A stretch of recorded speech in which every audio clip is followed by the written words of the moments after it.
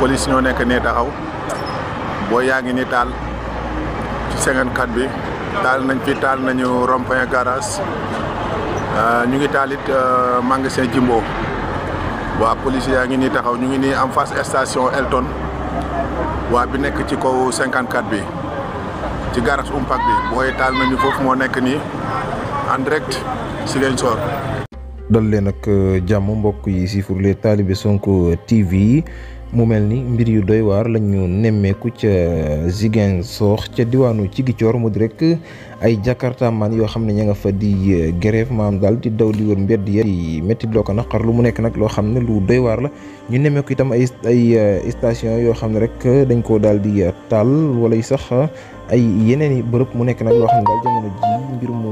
doy waar la jëm ci réewum Sénégal mu nekk nag loo xam ne jamono ji lu métti la ci réew mi mu mel daal ñoom décision bi nga xam ne daal jamono ji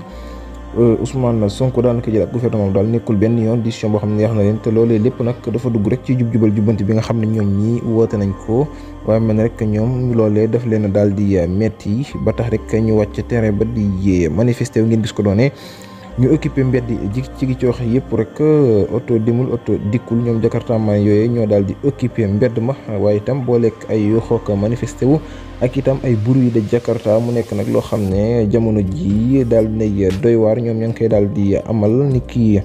foofee lañ ko daal di nemmeeku mu di ca diwaanu Ziguinchor mu nekk nag loo xam ne jamono ji lu doy waar la ñoom ñuy wax ne rek